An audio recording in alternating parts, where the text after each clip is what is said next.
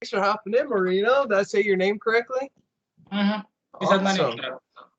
Hey man, now I've seen your work for it's about like a year and a half ago or so. I saw a video on work you did with Duke D'Antolian, and from there I just kept watching videos and videos, man. And I appreciate your work you're putting out there and everything, and I appreciate you coming on the call. That's awesome.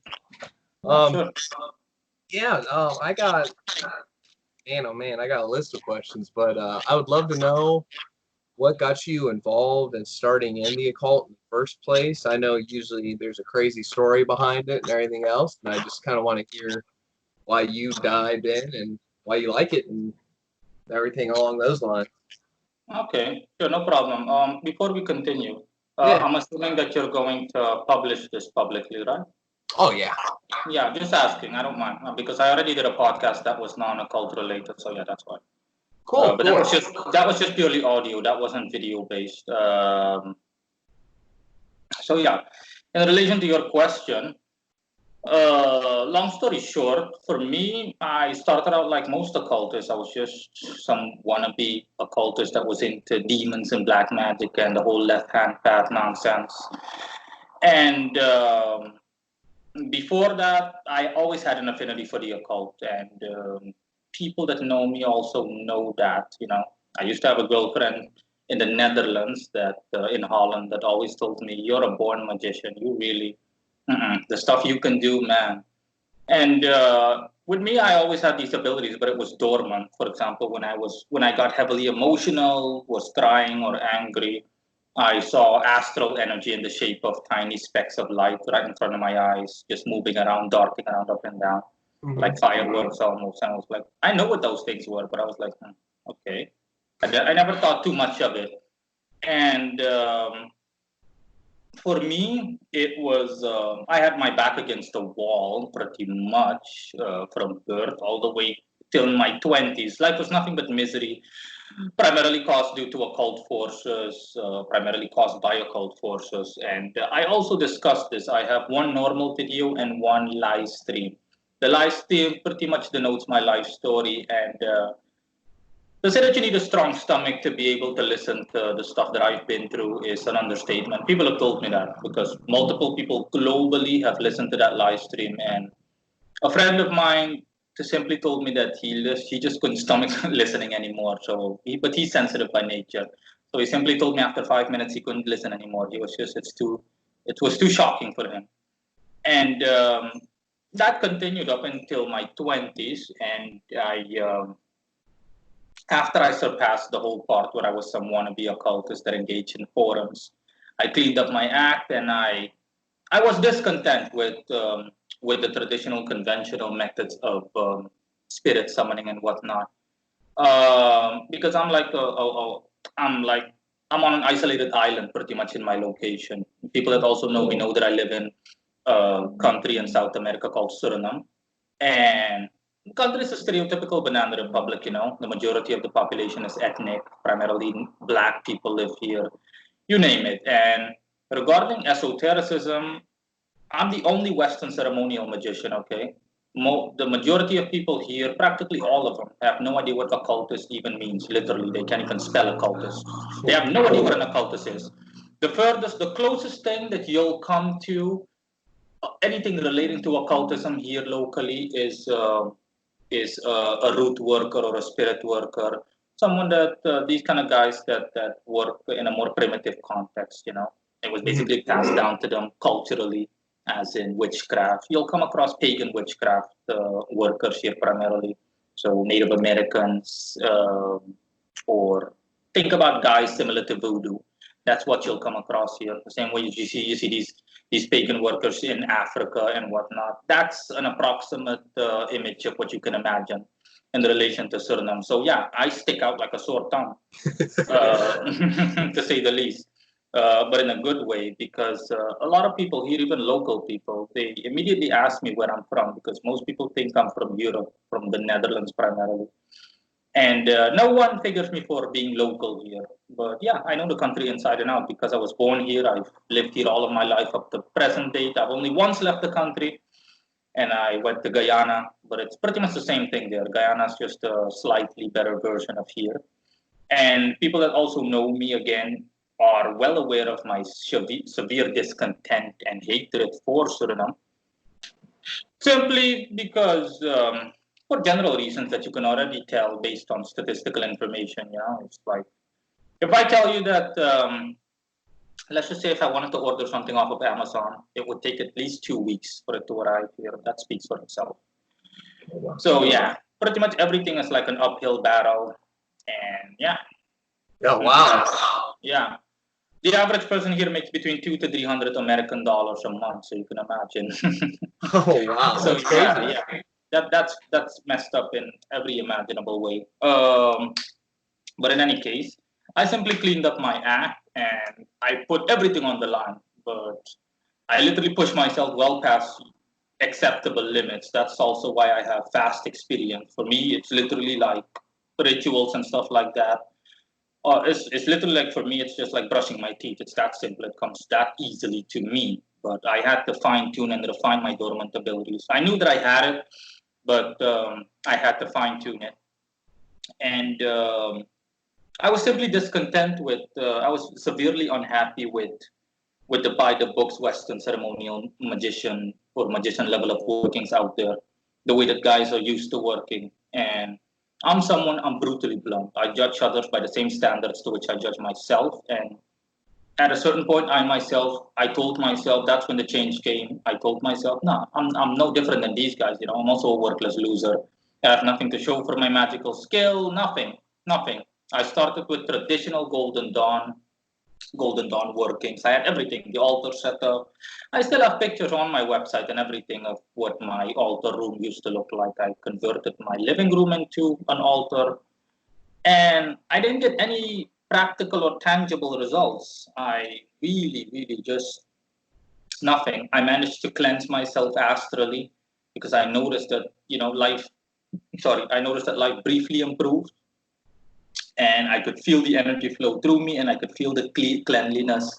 So all the baggage I was carrying with me in the form of curses and whatnot, all of that stuff disappeared, more or less. But I still didn't get any practical results, as in results that get you by in daily life. And I was discontent with it. I was like, no, this is nonsense. This does nothing. It doesn't work out to anything. So I just completely closed off my temple, everything, and I did miss the energy briefly, but I was like, nah, what good is it if all I do are basic rituals like the lesser banishing ritual of the pentagram and the banishing ritual of the hexagram, the middle pillar, all the ultra basic Golden Dawn rituals that they've taught ever since the beginning, when Aleister Crowley, I think, was even in the GD. And I was like, nah, it has no practical result. So I literally just broke everything down. I went to look for alternative forms of magical systems, as in, maybe this doesn't work for me, but I'll explore the others. And I literally went through everything. Talking about Enochian magic, pagan magic, witchcraft, Wicca, everything. I blew through everything. EVP, everything. And that's also one of the reasons why I'm so knowledgeable on all kinds of magic, pretty much, and how they work and how it operates, the mechanics of it. And I came up with my own system, which is displayed on my website. And my focus was like the average mundane person, all focused about results. Because if you ask a good deal of so-called magicians out there that you can find online and in forums and groups, they'll come up with sorry excuses for their own lack of tangible, practical results. All you have to ask them is, why are magicians always broke? These guys are poor. Look at these guys. These guys are half a step away from ending up alongside the street. And I hated all of that because I side with the average person on that front. I was like, nah, they're completely right. I mean, if you claim to be some hotshot, you can summon spirits, and not just any spirits like the dead or something. You work with angels and demons. Then I'm not seeing any results. Where are results? It means nothing. Okay, you're tooting your own horn for nothing. And I was heavily focused on the results. I only care at the end of the day. I told myself I only care about the results. Otherwise, all the stuff you do, all of your effort, all of that crap means nothing at the end of the day. And yeah, I basically developed that way, and I started, getting the results that I wanted to. But the difference between me, one of the many differences between me and the other guys is that I didn't just leave it be.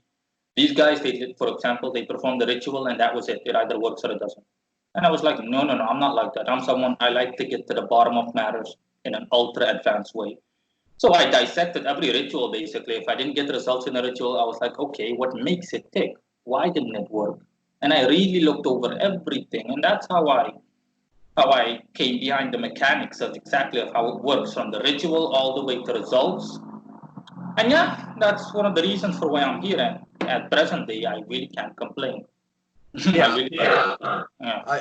I have seen that you've worked with multiple like different systems, like whether it's the Hindu pantheon, the Goetic spirits, and it's really refreshing, because so many people get kind of stuck in that Golden Dawn or this system or that system, and I do see in this day and age people are breaking away and finding their own way, but like the thing definitely is having tangible results and focusing in on that instead of yeah, I did this crazy ritual, this, that, and the other. It's like if it didn't produce any results, and being at back against the wall, it has to work or can't work, And was there like a path you like chose first? Like, did you like work with the Hindu pantheon or the Goetic spirits or angels? Like, which one was your first No, lane? I was always focused on Western Christian magic, so I only cared about working with either celestial or infernal spirits. I've also mentioned this on my website that I am not fond of pagan spirits or pagan entities, honestly. But over time, that grew to change for the most part, but not serious enough to the point where I actually wanted to work with a pagan spirit in the long term. Because one of the things that I noticed as well, something that I knew already, as in pagan spirits are man-made, whereas celestial and divine or infernal spirits are created by God Himself, and you can notice that when working with them. When working with the pagan spirit, you can clearly tell that the energy is much less intense. It feels almost human-like, like an advanced form of necromancy. Whereas when working with angels, it's like you're on fire, literally you're on fire. Um, so yeah, I was always into Western traditional Christian magic, but I I was LHP at first. I was only interested in working with infernal spirits. I was one of those idiots that thought the demons were cool and all of that crap. And when you actually become a real magician, I heavily favored angels because angels are forthwith, they're honest, they're everything that you can expect from a proper business associate. Whereas with demons, you'll have exceptional demons like fallen angels that also have your best interest at heart. But usually, most of them are only good for intermediary workings at best or workings in the long term. I worked with Clonac for a year example, and although I got great results with Clonac, okay, by that time I didn't have, by that time it was the best result that I've ever noticed. I still at the end found myself completely stranded and back to the drawing board. So I was like, okay, yeah, it's also not a good idea. And I know what it's like. That's also what I state on my website. Usually demons have some kind of catch, there is some kind of severe drawback associated with all of the success and whatnot. Whereas with angels, there are no real drawbacks.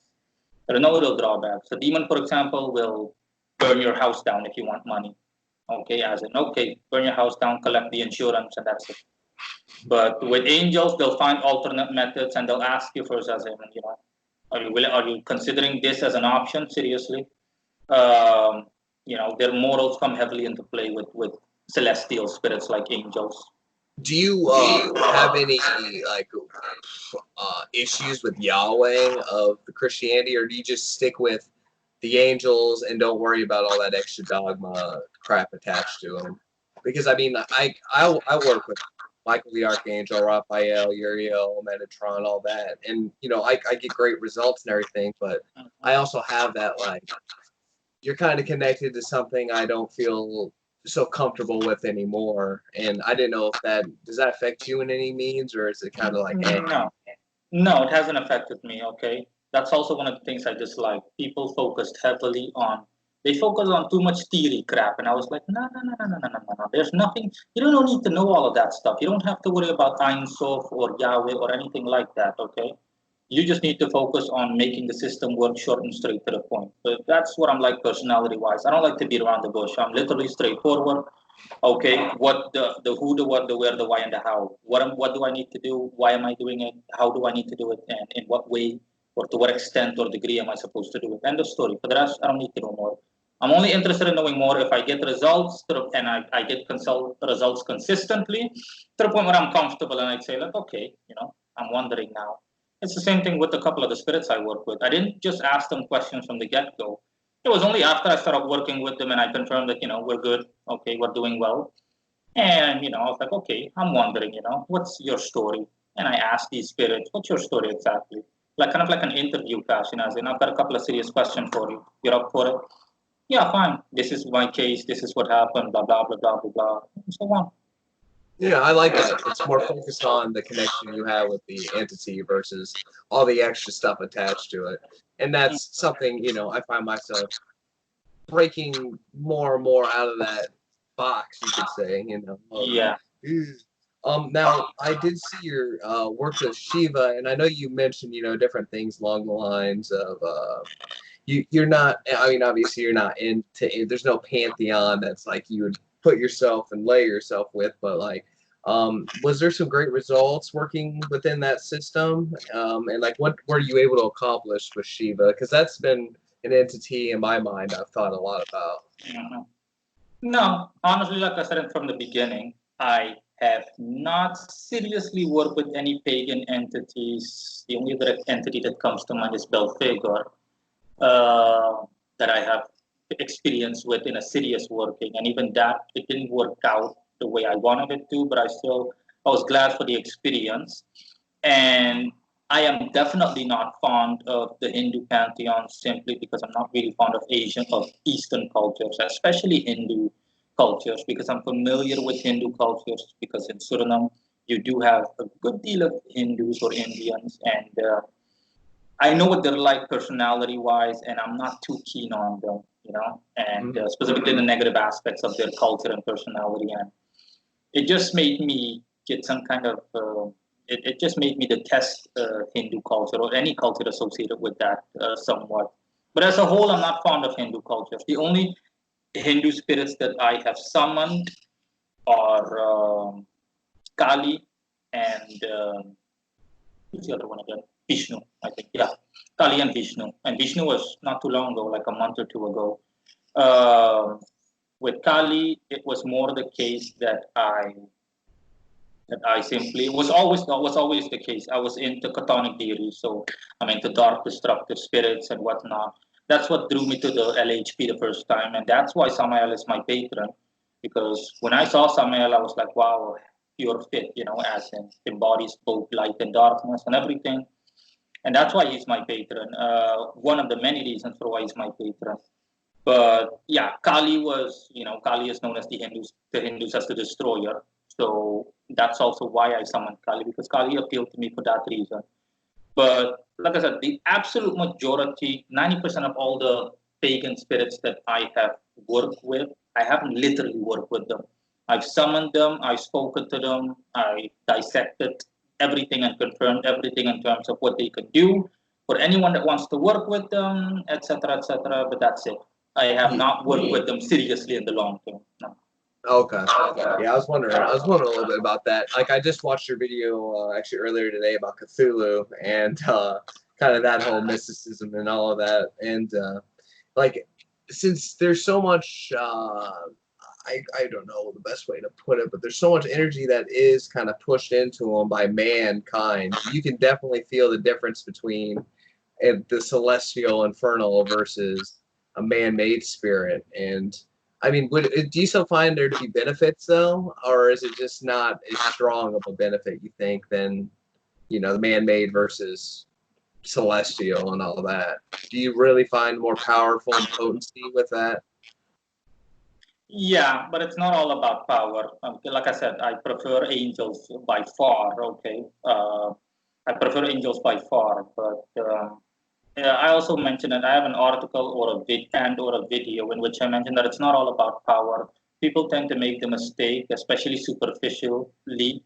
For example, customers of mine asking who is more powerful, this or that. I'm like, no, no, no, it's not all about power. You could work with the dead, and as long as you do everything correctly and you push it to the max, then you're going to get great results. But like I said, it's about practicality, doing what suits you the best. Okay, Western ceremonial magic suits me the best, but I could also alternatively teach other people whatever they want to know in terms of a magical system. The only magical system that I have, or the magical system that I have the least proficiency in, if I had to state any, would be Enochian magic because of its complexity. When I first saw Enochian magic, I was like, no, no, no, no, no, it's not worth it. It's way too complex. I'm not gonna put a table and all the stuff, the like tentacles you need to create. I'm like, no, no, no, no, no, that's not necessary because that's more traditional Enochian magic. But I have worked with Enochian deities, and there's no real difference. I researched it as in, are Enochian deities, do they pose some serious benefit to me as opposed to the guys that I currently work with? And the answer was no. I was like, nah, they're pretty much on the same as in terms of power level and whatnot. So it wouldn't really make a difference. But the mistake that people also make is that one system covers everything. Once you understand in detail how magic works magically, specifically when it comes to the mechanics, then you don't have to worry about what magical system you want to think because you'll see that all the systems are pretty much the same. That's what I teach in my course. I have several courses, e-courses. They're basically just courses that you can buy from me, and they consist of reading material accompanied by videos. For example, my e-occult course teaches you how to summon spirits from literally beginning to end, and it consists of a book that I myself wrote. And this book has literally no baggage. It's straightforward to the point. The fact alone that it's only like 5 pages speaks for itself. I remember when I first finished the book, I was like, wow, seriously, only 5 pages? Was there that much baggage in the old books that I used to work with? Because I became nostalgic. I was like, wow. The old books that I worked with had like 100 plus pages. And when I wrote my own book, I was like, no, no, no, no, no baggage, no nonsense. This isn't necessary. That's not necessary. None of this is necessary. Okay. And it's only 5 pages. And alongside that, you have a playlist of private videos on YouTube, 18 videos, in which I basically walk people through everything by not only explaining it, but by demonstrating it. So every exercise, everything, I demonstrate people as in this is what you're supposed to do. This is how you're supposed to do it. I'm going to do it for you. So you can see exactly what it is that I'm doing. Boom. And That's yeah, awesome. yeah, and a good deal of people have bought it already, and good customers of mine have pointed out interesting things alongside the fact that I have EVP on those videos. They're like, I can hear whispering in the background. I seriously hear people whispering. I was like, wait a minute, tell me which minute, which video. And I actually listened to it in slow motion with headphones. I'm like, wait a minute, yeah, I heard that. I'm like, oh, okay, yeah, just miscellaneous familiars of the spirits that I work with, or a couple of nosy dead people that are just hanging around, you name it. I also have that on multiple videos. People have also pointed me out, hey, do you see the orb coming out of your back? For example, in a Satan video, Belial video. I was like, let me go check. And once I look at, really pay attention to it, I'm like, oh, yeah, wait a minute. Yeah, no, that's right. Yeah, that's simply energy that's surrounding me. Sometimes you can see it. In the beginning, usually when you record your own stuff, you don't pay attention to stuff like that. I just briefly double check my own video to see if the sound and everything is correct. But I know what I said in the video, so I don't pay attention to it. Whereas someone that is only watching the video for the first time pays attention to everything. So multiple people have told me, yeah, I see an orb of energy coming out of your back, etc., etc. And once I do go back to watch it, I'm like, oh yeah, wait a minute, yeah, look, I see that indeed. There, no, you're right. Um, so yeah, that the course pretty much teaches people everything, and this is regardless of which magical practice you undertake. It doesn't matter what kind of spirit you want to work with. It doesn't matter whether you want to work with an elemental spirit, a dead person, an angel, a demon. It does not matter. My course is literally multi-purpose. It offers you the basic guidelines and tells you how to get results as quickly and as effectively as possible by using literally as little as possible in the way of resources, because that's also one of the things I dislike. Traditional Golden Dawn GD was about having your fire cup and your dagger, your air dagger, and everything. And I was like, oh, going through all of that. I was like, wow. It took me a good deal of time to even accumulate all of that stuff. Because back then I still worked a regular job. So all of that stuff cost me maybe like hundreds of dollars. I had to work like a couple of months to get all of that money together, to save it all up. And I had to order my wand. I had a magic wand. I had to order that because there was no way I was going to be able to find a wand locally. And I just made do with what I could make do with. And yeah, none of that stuff, literally none of that is necessary in hindsight. When I made the course, I was like, none of that. It's only when I made the course that I saw, God, there's so much baggage, okay, compared to back then. It's so much baggage. I mean, you can go through my course, and if you're truly devoted, like half a year, and you're all set. And yeah, compared to the old stuff, I was like, it took me a year before I finished everything up with delays of having to import this, having to import that. And even then, it still didn't work. So it was all for nothing because evocation didn't work. And I just like the fact that all of these so-called hotshots couldn't give you a decent answer. The second you told them, okay, listen, I did everything right. I know that I'm doing everything right, but I'm not nothing. And they can't help you. They basically just give you some political answer, the same nonsense that politicians tell you if you ask them something and they'll start talking around it. Well, that's a good question. It has an interesting history. No, I'm not a fan of that. Because Yeah, I'm bluntly going to tell you, I didn't ask you that. I asked you a clear-cut question. If you can't answer it, then just tell me straight up that you have no answer for it. But don't try beating around the bush. yeah, And that's yeah, huge in this field. You find a lot of people who are beating around the bush, and there's nothing manifesting. You ask them, what can you do to empower it? What can you do this? I mean, that was the issue, like why I had to hop in myself because I was so busy paying people for services, this, that, and the other. And then you'd ask them a question. A week later, they get back to you with one sentence, and this doesn't help you at all. And I was just like, guess I'm gonna go dive in head first, to go figure it out myself because if you don't take initiative yourself, then you're just helping everyone else, And like if someone was to get your course or they just wanted to have a consultation with you, I did see you had spell services on your site as well, which is awesome. But can someone just like get a consultation with you to have one-on-one conversation about their issue in order yeah, down they the line? can. Yeah, they can usually. That's also why I stated that people need to contact me first before buying anything. It's not like I have payment buttons on my website or anything like that. You need to contact me first, let me know what the problem is, and I'll be able to give you the rest of the details. And the main page on my website, that's the first page you see when you visit my website, called My Magical Services for Hire, highlights everything. I have links for everything. For example, here for my e-course, here for my discourse, and it just goes on. Because I have multiple courses. I have an e-course in tarot card readings, I have an e-course in astrology, and it just goes on. And I teach people everything because I have a screen recorder. I use professional astrological software, which is not cheap, by the way. It costs you, I think, at least a couple of $100, but it's really ultra professional. You can look at everything in detail, countries, everything. And yeah, it's still what I use for customers, and I show customers as in this is this, that's what that means, and that's what the course consists of. I teach people everything from top to bottom: how to do a natal astrological reading, how to do horary, and I show them everything by recording my own screen with a screen recorder app that I bought. And yeah, I have multiple courses. Honestly, I offer a lot of stuff. I will not lie. I offer a lot of stuff. Pretty much everything that can be asked, I offer it to people, and can't complain. Things are Oh, going well. definitely not. I mean, that's awesome. You got a whole entire game. I didn't know you had other courses. I did see you one, the e-course, but I didn't realize you had like such a plethora of information right there to teach. That's really cool. I'm surprised Yeah. not more people that I've No. A more lot of people. people make that mistake. That's also why I have a video called Just a Reminder that I recorded, I think, a week or so ago. And it's the feature video where a returning subscriber, when visiting my YouTube channel, that's the first thing they see on the home section of the YouTube channel. Because I've told people multiple times, I have so much stuff, okay, but you guys have only seen, I'm sure that you've only seen like a fraction of it, okay? I have like, I think over 200 articles on my website, and I have over 450, I think 500 videos in total. Yeah, I think it was like 510. You got Yeah, a lot of approximately. videos. Yeah, I had Yeah. a lot of videos. Yeah, I know. And I know that people don't watch all of it, but yeah, if you really take a look at everything in detail, I offer a lot of stuff. I offer egregore creation.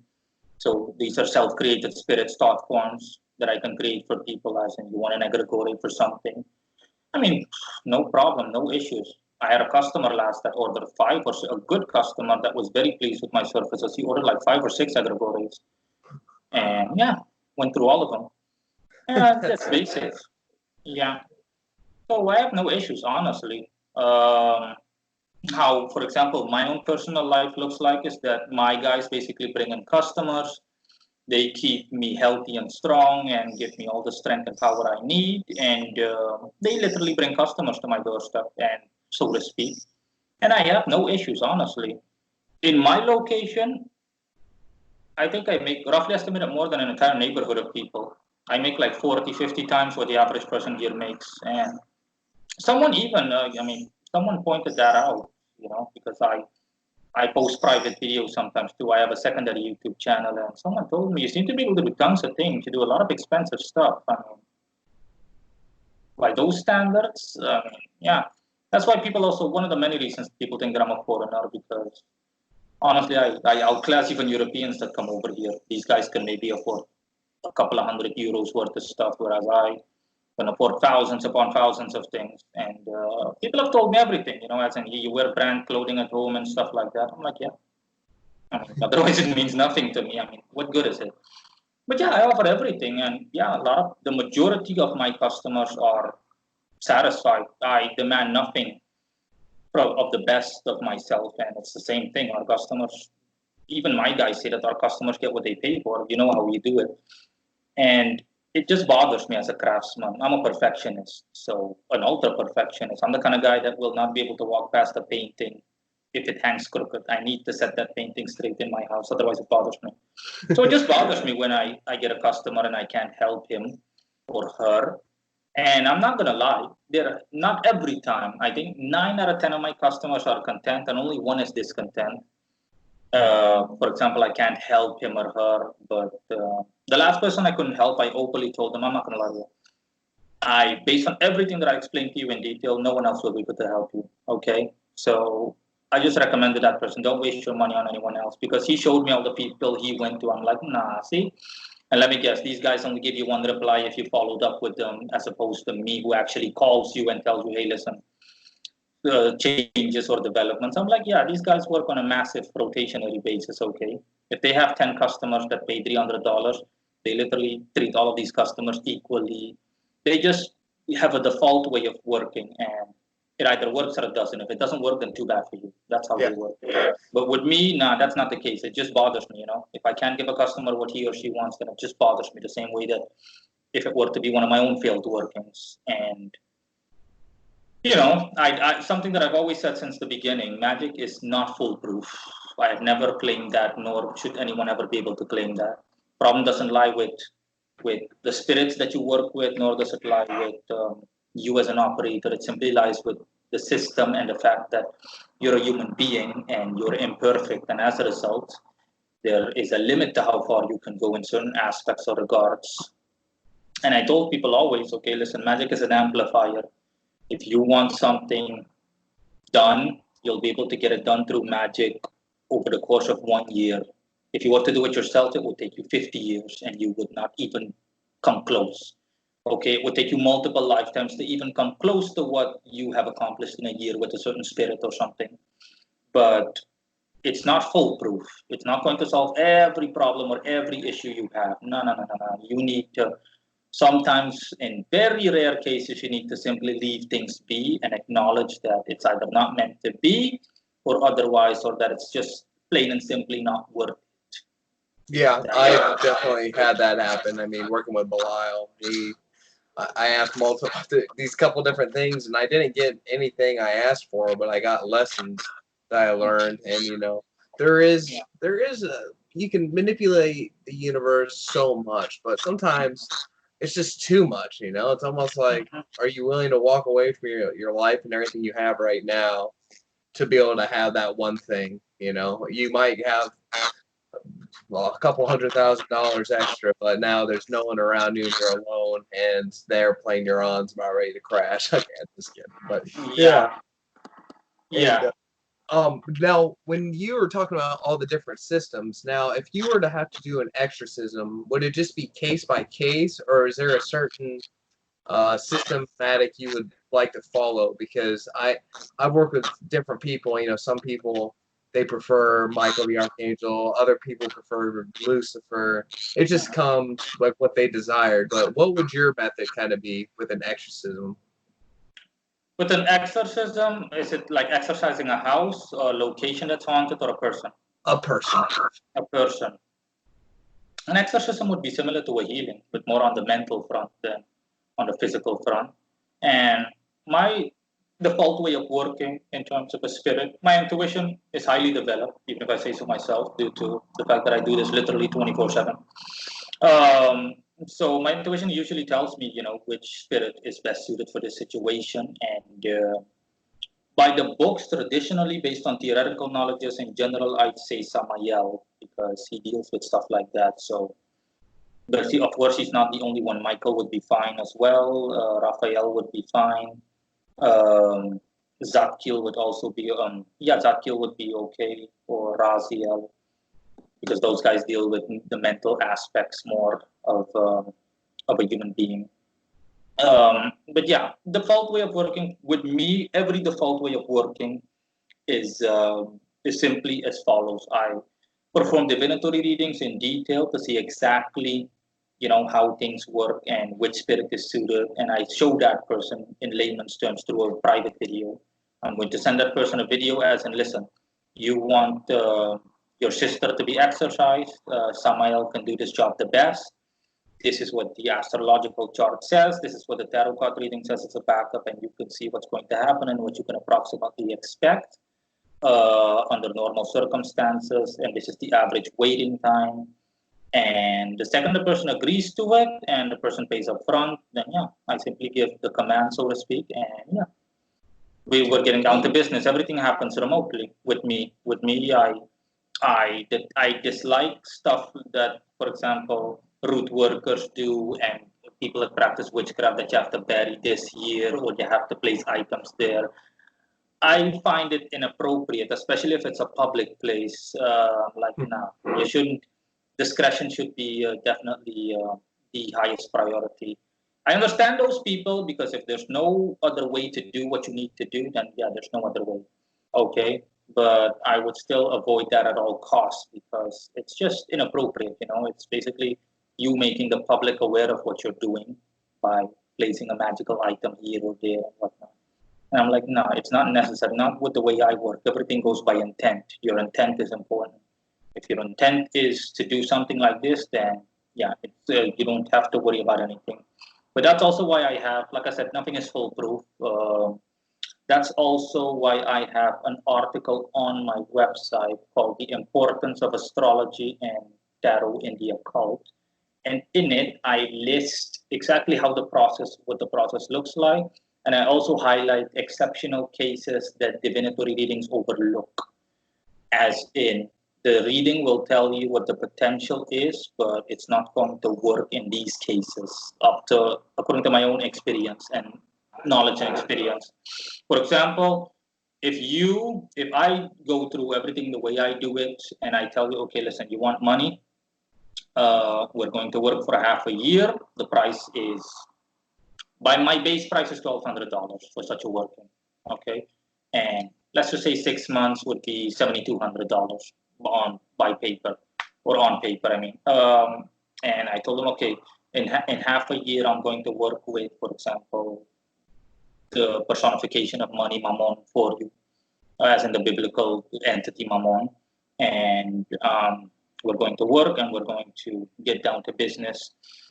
And I work and you don't get results that you find adequate, or that the both of us don't find adequate, or results that are, or even absent, strong best worst case scenario, that the results aren't there at all. Okay, you didn't get any, you didn't make more money, you didn't get a better job, there was no source of income in the past half a year in terms of progress, you didn't get a better job, your source of income didn't increase, or your income itself didn't increase, then there are exceptional cases that divination doesn't overlook, but it doesn't include, that divination doesn't include, so it's automatically an exclusion. A reading, for example, will tell you what the potential is for Mammon giving you money, which will usually be good because that's his specialty. The only thing that he's really known for is ultra specialty. But there are several other things that can go wrong. That's why I've always told people it's not literally foolproof. God is the only one that can literally guarantee you something, but no other person or entity can literally 100% guarantee you. Okay. Examples are a lack of energy, karma, you name it. These are all things that can prevent a working from fruitfully succeeding. For example, if you have a lack of energy, you expected $50,000 when you only paid $7,000 in terms of, you can automatically measure energetically speaking on a magical front that doesn't even align. That's like paying someone $300 for 8 hours a day, um, 7 days a week kind of work. No sane person would work for that kind of wage. And it's the same thing. It's a simple matter of tit for tat. If you want to become a multimillionaire, sure, no problem. But you better believe that you need to offer the entity at least a million if you want to get the same thing in results. And that's something that I knew from the get go. And I did the same thing. I mean, when I worked with, after Clonac, I worked with Sandalphon, and Sandalphon is my vice patron, similar to Samael. He's always by my side, even as I'm sitting here right now. Samael is here and Sandalphon is here. Of course, you can't see them because they're astral. Um, with Sandalphon, it's the same thing. I mean, I really went out of my way, but not just because I felt obligated to from a business perspective. I did it because I wanted it to. For me, these guys are like my family, you know. They're always there for me when I need them. So I treat them better than I treat myself. And I just gave Sandalphon lavish gifts. We're talking about really extravagant stuff, things like gold bars, platinum, stuff that cost thousands upon thousands of dollars that I saved up. A collection of high value bills. We're talking about in different denominations, the world's most valuable currencies, stuff that costs literally thousands of dollars. And on his altar currently, you've got $5,000 approximately worth of stuff as an offering. And yeah, like I said, I can't lie. In exchange, he gives me more than what I gave him, of course. I mean, he gives me my monthly average. I have no problem divulging how much money I make. My monthly average by default is $7,000 to $8,000. That's my monthly average. And you're self hired basically. But you don't work. That's awesome, man. Really Yeah. awesome. Yeah. So you can imagine, based on what I told you, the average person here, $200, $300. Compare that to my 7 to 8,000. And yeah, the house alone that I live in, that I rent, is 1.5 times someone's income here. They can't afford it, you know, everything. My house is 350 euros. That's like $400. You name it, everything pretty much. My cell phone is $450. It just goes on. All of the stuff I have is very high tech and expensive. And the average person can't live the way I live here, you know. My cab rides are like $300 $300 cab rides. And the average person can't afford that. They're like, no, no, no, no, no, no, Well, that just shows the magic works, man. Seriously, no. that's Yeah, awesome. yeah. But the thing is, I have always had high demands of myself. I have, since the beginning, told myself the only person I demand something from, I expect something from, is myself. I don't care about what the rest of the world does. They can do whatever they want. I demand this nothing but the best from myself and the story. And it's the same thing with Samael. I mean, my before I was an occultist, if people often tell when they see old pictures of me or something, they're like, "That's you? Seriously? Holy crap!" I mean, I think now I weigh like 70, 80 kilograms. Back then it was like half, like 40, 50. I was a really skinny kid looking. I looked like a teenager. I was so skinny. If you look at private videos of mine, you'll see. I mean, even 2 years ago, 2018, and everything. I wasn't as muscular as I am now. Everything. Now I look more refined. If I show you a picture from 2012 before I became a magician and now, people are like, "Holy shit, man! Wow, that's you." People don't recognize me. You know, I remember someone physically seeing me here, and the person didn't recognize me. I know that the person didn't recognize me. I was like, he doesn't recognize me. I was with a friend. I was at a bar, and I was like, this guy, he doesn't recognize me years ago. And when I called him by name, the guy looked at me like, I'm like, it's me, Morino Ravenberg. Remember? The guy was a trainer, and I was like, I took your course years ago, like a decade ago. And the guy actually recognized me, was like, oh my God, you've gotten so big. What the hell happened to you? I'm like, you look so good now. My God, you look like, yeah, I'm like, yeah, I know. And people have told me that that's why I also have videos called Evolution. One is called my own personal evolution, in which I highlight that through a slideshow. And the other one is my financial evolution. Okay, I started out in a crummy one bedroom apartment that I used to pay $100 for. And now I live in a house that costs 350 euros. And before that, I lived in a house that was even more expensive, but it was all me with the house in 4 bedrooms and 2 bathrooms and shit. Like $600 a month I paid. Yeah, But but that wasn't parties in there, necessarily. dude. Woo. Yeah, that was unnecessarily. I mean, that was really by American standards. It would be the house I live in now. By American standards, would be like $3,000 to $4,000. Yeah. Yeah. Only foreigners can afford to rent the kind of house that I live in. The average person here cannot. They either live with their parents well into their old age, or they look out on the lookout for some cheap, crappy apartment or some roof over their head. Um, yeah, I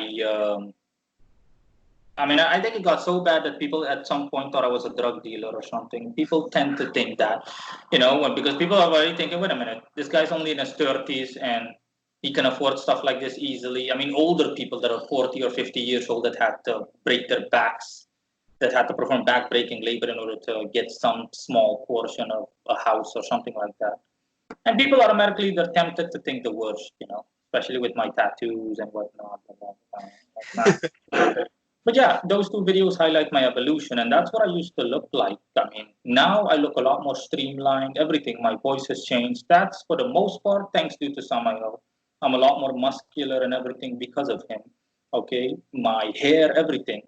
I look like him pretty much. If you were to see him, he looks like me, but he's like the blonde Caucasian version of me. He also has short curls, but he's a huge guy, like a huge European kind of looking guy that looks very menacing and whatnot. And with Samael, it's the same thing. Samael's author, I have things that I myself would love as, I mean, I get these guys only things that I myself would love, but can't get myself or don't want to get myself for whatever reason because it's above my pay grade, you name it. And everything. I have a shield that the people love. Whenever I show them these items, they're like, "Oh God, all that stuff looks so sick." I have like expensive katana, samurai swords, everything. I have a huge crusader sword. Also, all of Samael's stuff combined wasn't expensive, but the stuff is so intense. I think Samael's stuff only cost like $600, but still, it's a sharp contrast compared to the $20 to $30 katanas that I offered him years ago in 2018. We're in 2020 now, so yeah. Yeah. It's definitely crazy that I mean, what you're saying about your physical appearance changing with working with different spirits. Like when I look back in 2012, I was 235 pounds on blood pressure medicine, and my hair was atrocious. As the years have gone by, I mean, I worked with Salos, the Goetia, and he basically was like, "You got to quit cigarettes, dude, and go build up your confidence. Go work out. Go do this and that." And like as time progressed, just like you, I mean, we're aging like wine. The older we're getting, the better everything's coming together. Yeah. Other people, with them, it's more of a decline as they get older. With me, it's I mean, sometimes I feel like Benjamin Button, and people are like, the older you get, the better you look, like everything in the reverse. If you literally saw me back then, you'd think like, wow. People mostly thought that I was some student or something. I would look like a teenager. People just saw me as some stupid skinny kid. And the thing that bothered me the most was the lack of respect. But yeah, now, it's an entirely different ball game. And yeah, it's just obviously I'm grateful for everything, but that's also for the most part due to my own competency as a magician.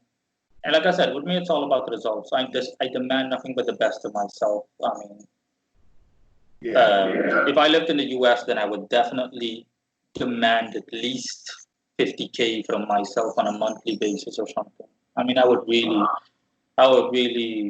for me, it's all about go big or go home. I really just, I Yeah, only expect the best. well, it's like, what you demand on yourself, you can't expect anyone else to give it to you. And it's like, yeah, I can ask the spirit for help all day. That's cool. That's good. Get the ritual done. But you can't just do that and then not put on the boots, tie them up and get to it yourself, everything you can do. And I mean, I don't provide any services or anything along that line, but I think one of the things I would have, it'd be a little struggling is, letting people know, hey, I'm going to perform this for you, but you're going to have to do the work. And if they don't follow up with that work and don't get the result they want, then the blame the caster, that could be a little bit of a struggle, but, it's a Yeah, learning experience for them probably. yeah, yeah. I know what you mean. People have told me that my name isn't frequently mentioned within occult circles, but the one or two times that it's mentioned, someone told me, a customer of mine told me that when he looked me up on a forum or he mentioned my name to other members in that forum, that he got negative feedback along the lines of the sense that I'm arrogant, conceited, and so on and so forth. But not that I give a flaming fuck. I literally couldn't care less if I fuck. Literally couldn't care less. I mean, I'm rightfully arrogant, okay? Because like I said, these guys, they're just so offensive. These guys call themselves grand magus and blah, blah, blah. And I'm like, you live in a fucking one-bedroom apartment, man. You live off minimum wage. You work at Foot Locker. You can barely make ends meet, and then you call yourself grand magus. Seriously. You're going to lecture me on Lucifer and shit. I'm like, nah, go fuck yourself. That's the first thing I did. When I became enlightened enough, I broke off contact with every other occultist that I know. And I, generally speaking, despise occultists the same way that the average person does. That's also why I have a video why occultists are poor, or what the occult world, that's what it's called, what the occult world looks like. That community consists of these kind of lost, loser-like individuals that have little to nothing going for them and nothing to show for their practice, and it's just offensive. I mean, you failed yourself. I mean, it's like a bookkeeper that can't even do basic maths. How would you ever hire a bookkeeper that can't even do subtractions or anything like that, or multiplications? The guy doesn't know how much 5 times 5 is, and then you pass yourself off as some kind of high-tech bookkeeper that has years of experience. And I'm like, nah, I'm not even going to pay attention to you. And that's why I don't pay attention to anything else or anyone else. I am not a member on any forum, nor do I want to be. I only have my website, my YouTube channel, and the Facebook group. And that's pretty much it. I don't need anything else. The Facebook group is only there for people that for some reason don't want to subscribe to the website or the channel, the YouTube channel, and they just want to get it through social media notifications in their news feed. And usually when I publish a new video or an article, I also place it in that Facebook group so that the members actually get it in their Facebook news feeds. And yeah, it's just something that people should also know is that stuff like this is very fragile as well, because I've also been through pretty much the worst thing that can happen to you when everything fell apart.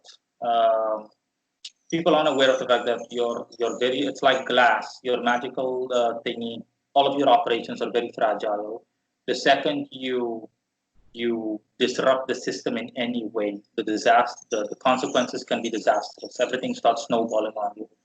Simple example is that, for example, I made the god awful mistake of replacing Sandal Font in 2018. This was 2 years ago, and I completely went bankrupt. I was like, boom, overnight, and I had bills to pay and whatnot, and I was really pissed. I was like, God, I almost had a nervous breakdown. But as always, they came through for me, And as a magician, I could see them talking to each other about me, as in, we need to stabilize him, otherwise he's going to crash mentally. Now, we can't allow that to happen. And I had to literally start from the bottom, all the way from the bottom again. But yeah, that's the way my personality is geared. Usually I come back with a vengeance, and I came back even stronger than I was. In 2018, I made like $1,800 a month. And that $1,800, when I came back strong in a month's time, just by literally hustling left and right, getting offerings, etc. I surpassed myself I started with $3,000, $4,000. And it ended with me having access to like $40,000, $50,000 in one hit. I helped a long-standing customer of mine sell his house, and that was $20,000. and I had a lot of orders coming in. This was so long ago that to me, a year is like a decade. That's how fast I grow. So I do so much stuff in a year. So 2018 feels literally like a different lifetime for me. This was so long ago that I still offered food back then to the spirits that I work with. Something I've long outgrown, something I don't do anymore ever since back then. And and I just lived it up, man. That was a fun time. That was a fun time. If I tell you that I blew like $20,000, I blew 20K a year.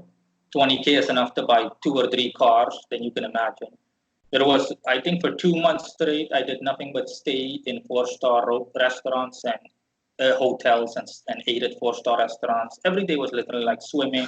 I did all the fun shit you could do, everything that you can imaginably possibly do. I did it. I went on several tours that only tourists can go to, generally speaking. You name it. I did all of the fun stuff I could do, and I really lived it up. Even 2019, but that was different. But a pivotal thing is something that people need to remember, which is crucial, is the altar that you work with. The altar is literally like the office that the spirit has, and it is through your altar that changes manifest materially. Without that altar, it's all over. And I told people, it's like imagine having a satellite dish that provides you with internet, with radio, and with digital channels, TV channels.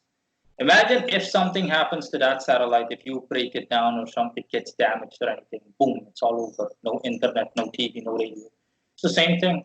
If you need to be very wary and very defensive of your spirit's altar. The altar is 90% of all the activity takes place because it's through the altar. The altar is the base of operations for that spirit. Okay, that seeps on over into the physical world. Without the altar, it's all over. No, pretty much all over. And I learned that the hard way as well because I was finally set to leave work less than nothing Suriname when I was 2018 at the end, yeah. When I was done partying and everything, I was like, okay, I'm leaving now. I'm done, I'm done. And I was planning on leaving, and a couple of people congratulated me because they knew how antsy I was to leave. And I had to, of course, break down the altars. I finalized the rent for that house that I lived in. I gave all of my furniture to Goodwill. I literally got rid of every loose end you can imagine. And I went to stay in a hotel awaiting my flight. And yeah, that's when the trouble started. Without all the altars gone, things really nosedive. We're talking about like a plane crashing nosedive. Gradually. Didn't happen literally in one day, but it was definitely noticeable over the course of a week or so.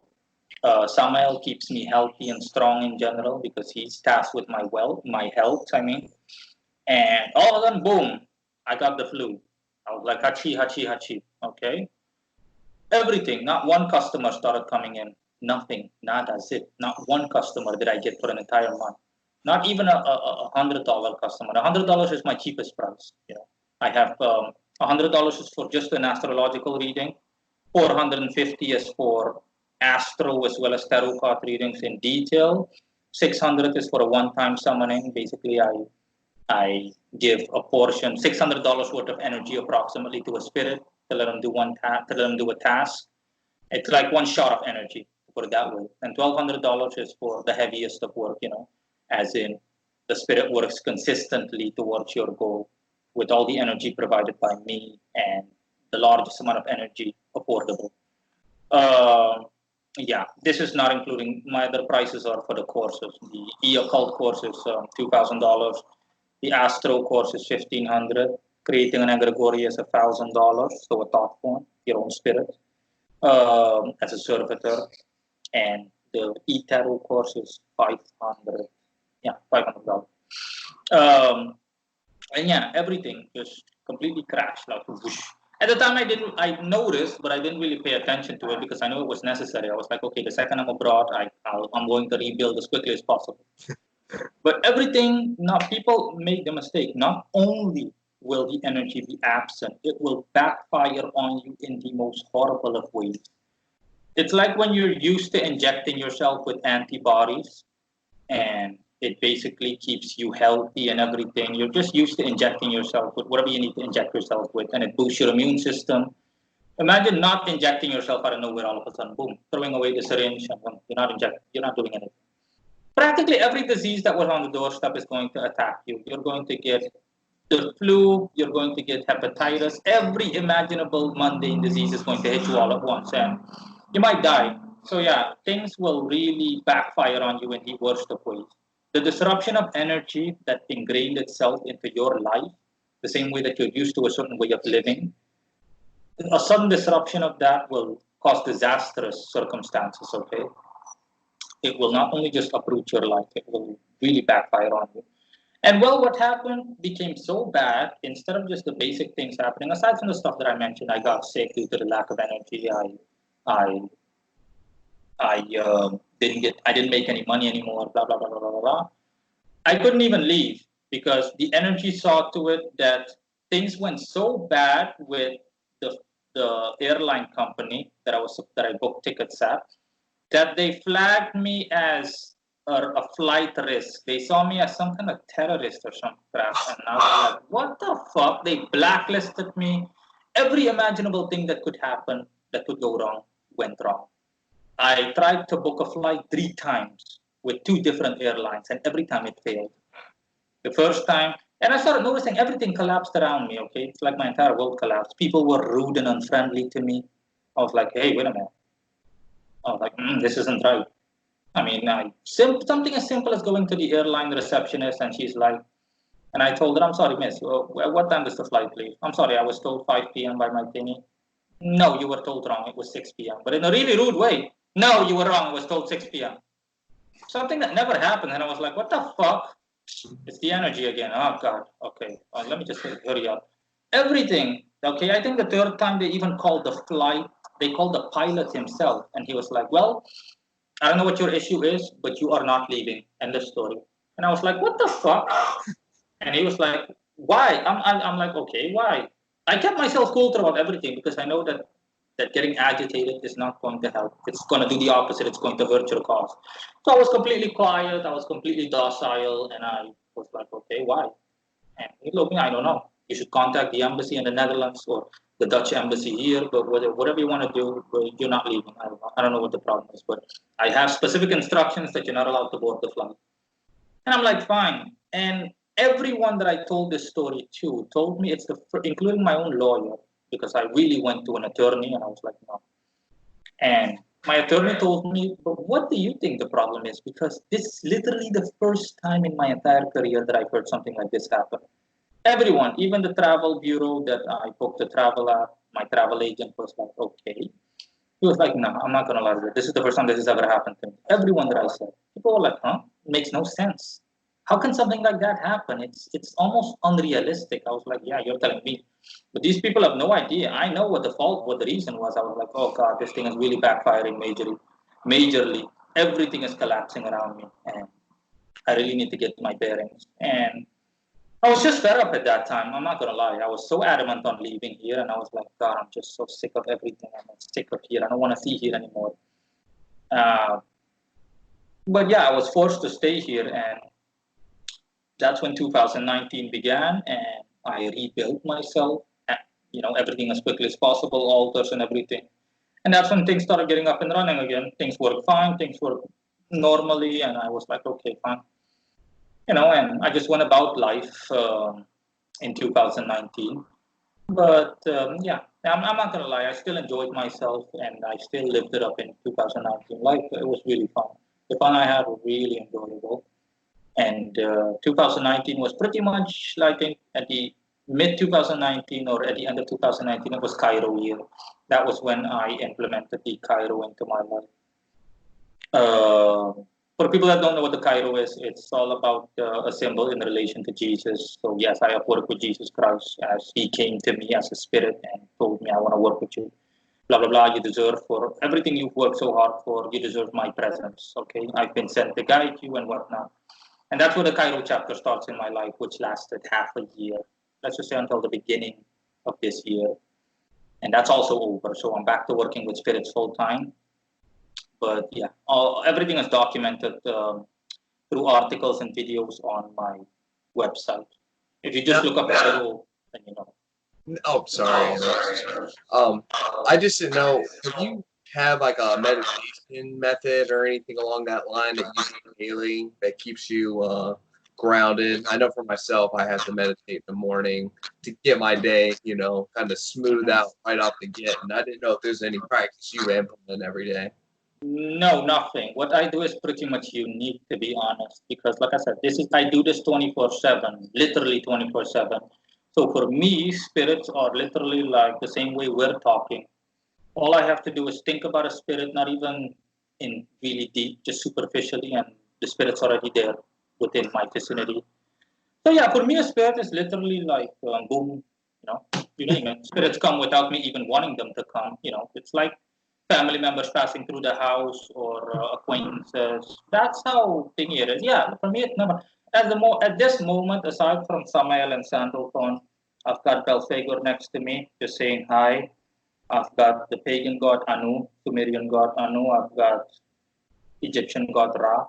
He's already gone. He just briefly came to check shit out. I've got Amaimon and Osiris. Yeah, that's all. All of these guys are just, hanging around. Lucifer, I see Lucifer almost on a near daily basis or frequent basis. You name it.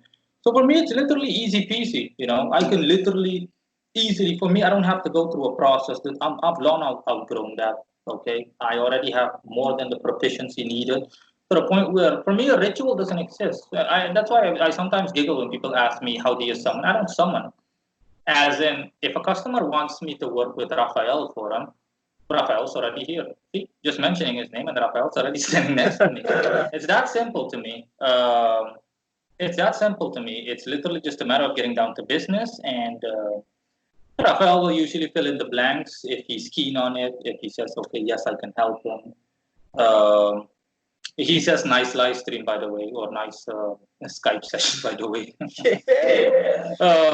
So yeah, and by the way, Raphael appears as the classical image that people have of him, an angel clad in yellow robes and black hair. And yeah, that's pretty much it. That's what Raphael looks like on average.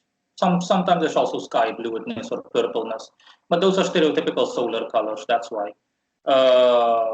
Michael, for example, has also joined the party. Also says hi.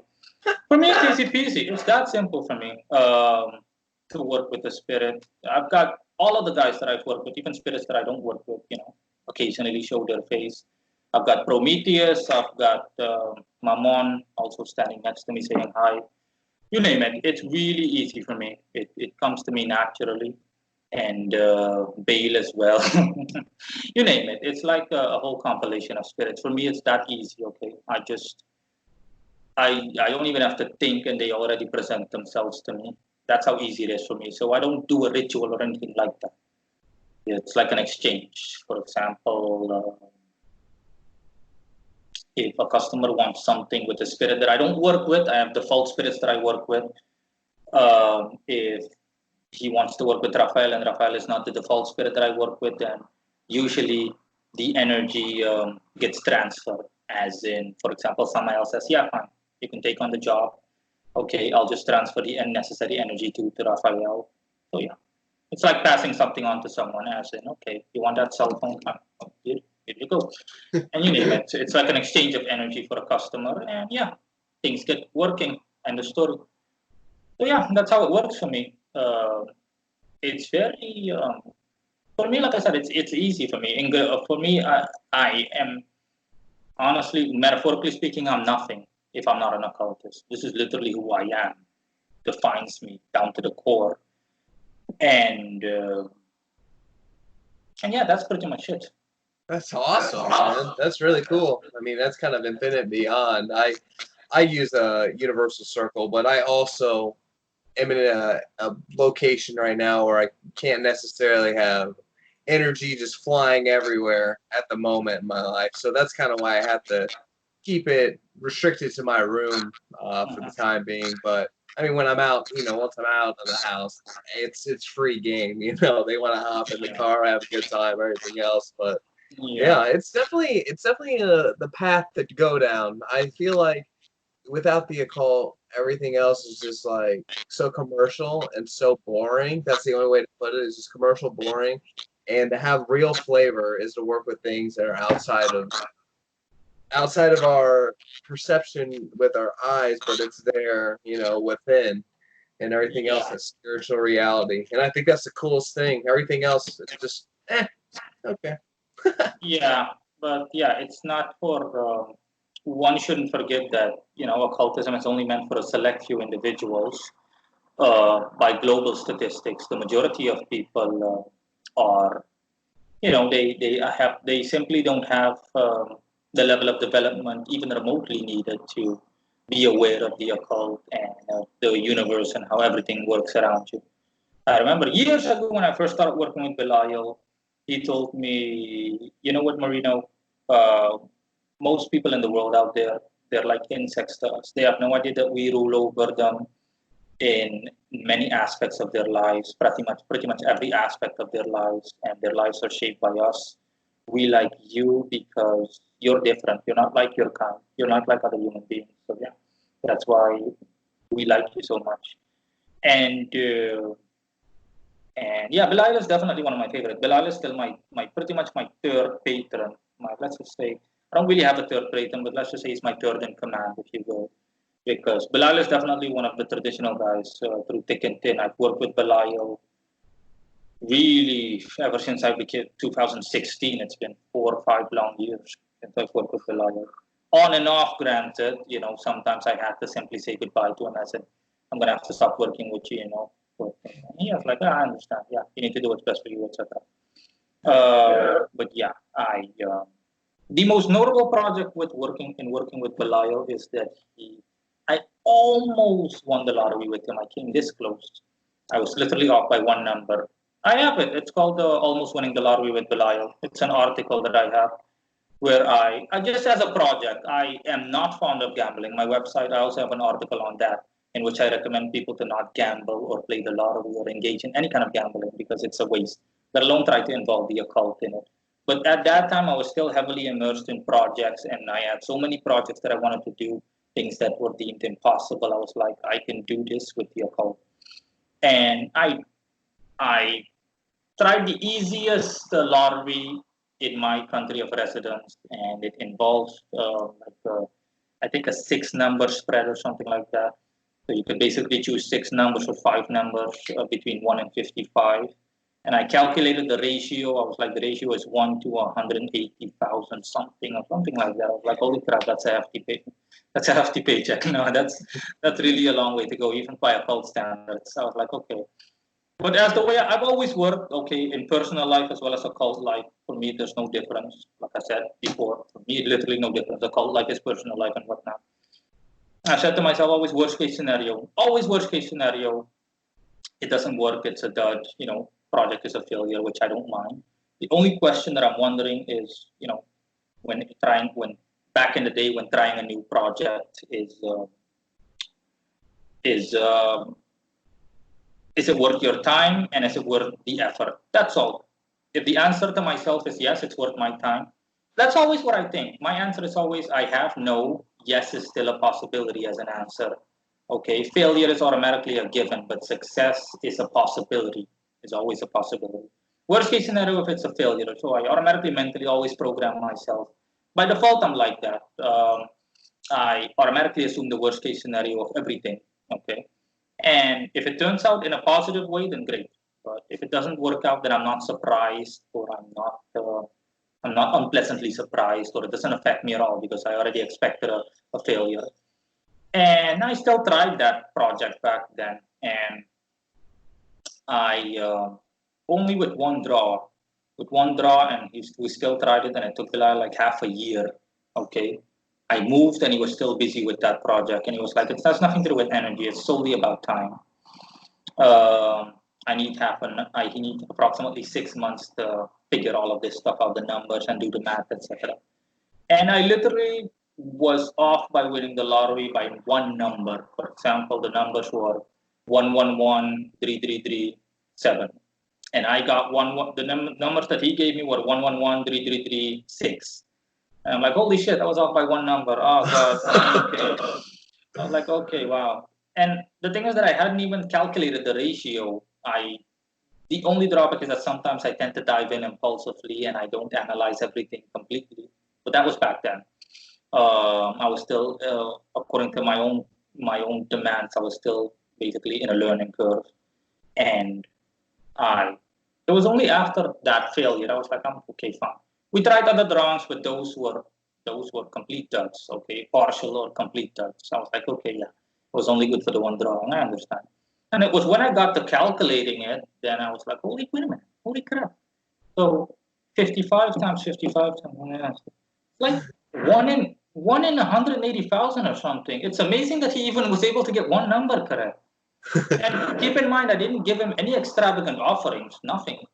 I literally only gave him the basic things like food and whatnot, and he was even still able to get it done, almost get it done in half a year's time. So yeah, Bilal is definitely one of my favorite spirits, definitely. Um, um, but yeah, Def like I said, that time is long over, okay? I rarely publish articles or videos. I still do, but only on occasion. And that's because I have pretty much already covered everything that can be covered. There's literally nothing left for me to cover according to my own insight. I've literally gone over everything, and people that know me and that have been following me for years know that. They're like, yeah, you've covered everything. There's nothing, I can't think of a single thing that you can cover. So yeah, right now I'm simply in a stable mode. Like I've already settled practically. So for me, occult life is just a daily grind, as in no new projects, no new nothing. I've completely settled myself, dug myself in, and for me, it's all about stability and consistency. Because personality-wise, I have struggled with that. It's happened over the course of my occult career, or just my life as an occultist. It's happened 2 or 3 times that I went from riches to rags and had to go back from rags to riches. And I simply despised it. I was like, oh God, why the fuck does this thing happen every single year? I always crash due to some reason. And I was like, no. But that's simply due to my personality. I'm someone that's capable of starting things up strongly, but my weakest point in my personality, my weak spot is the my seemingly inability, or it was of course, my inability to keep things going consistently. So I would do well, and then all of a sudden something would happen in the past, like after 3 or 4 months, that disrupted everything and threw everything out of whack, and I had to start from the bottom again. And I was like, okay, this shit's starting to annoy me now. I'm not kidding. Okay, I'm going from rich to being poor, and then I need to go from poor to being rich again. I'm like, no, no, no. And that's why I stopped with new projects. I was like, okay, I've had it. I've had enough. I've done enough projects. Enough. Enough. Enough. I just want consistency. I want a stable paycheck at the end of the month, and that's all. And I discussed it with Sandalphon, and he was like, yeah, no, I know what you mean. I agree with that. So yeah, I was like, besides, I've already covered everything, so there's nothing else to cover. That's why I rarely publish videos. The majority of my videos, and regardless of whether they're spirit videos or something, Paimon and Grammary say hi, by the way. awesome. The majority of my videos were shot in 2018. I shot them with Samael's altar as a backdrop. That's why in these videos you'll see three huge Solomonic swords in the background. They've got these three huge swords in the background. I My remember Lucifer seeing video, all of them, yeah. My Lucifer video, all of these videos were shot at Samael's altar. That was Samael's altar in the background. So yeah, that was it. And that's basically the pattern that I'm in right now. I'm still intending on leaving here, of course, because I'm not going to lie. If metaphorically, I choose death over staying here for the rest of my life. Absolutely not. But even for someone like me, it takes time. This is something that people don't understand. But yeah, most people, especially people that are already in countries like the US that are well off, they actually think that it's simply a matter of packing your bags and leaving. And I'm like, you have no idea what immigration is like and how immigration works. And I've told them, I've already researched everything. You think I'm stupid? I've done my homework, okay? Years ago, I'm familiar with the immigration policy of most countries. And I can tell you right now that all the high-end places have unrealistic standards. It doesn't matter how wealthy you are. It doesn't matter how educated you are. You could be a multi-millionaire rocket scientist, and you're still not getting it. well, And I'm especially like, with the COVID yeah, right now too. That's also making it a whole nother yeah. situation. Yeah. Even with the nonsense revolving the coronavirus, you can't do anything. I can't even go out past 8 p.m. There's a local curfew. between 8 p.m. and 6 a.m., which is nonsense, to be honest, because locally we've only had like 7 to 10 COVID cases. Wow. And only one of those COVID cases died. And the only reason that they all contracted the virus is because they came from places like the US, hot zones basically, like New York and stuff like that. And I'm like, yeah, no. So it's nonsense, okay? And most people here are bored out of their minds, because if you can't even go out, you can't even say, I'm going to get something to drink. You can't do anything. You just have to stay indoors between 8 p.m. and 6 a.m. And only then are you allowed to go on the streets, you name it. It's just, I also despise it. I've spoken to multiple people. I have a video on my thoughts on the coronavirus, 2 videos that I recorded, which people liked a lot. But yeah, even if I wanted to leave, for the time being, I can't leave. I expect all of this stuff to die down. It's already regressing, and things are already going better in the sense that in Europe and the US, stores are already slowly starting to open, small businesses and whatnot. I mean, Walmart and I think Costco or other major chain outlets, they stayed open. So I remember it because during COVID, I still ordered stuff from Walmart. I remember there was no issues, no change whatsoever. I still called customer support. I was like,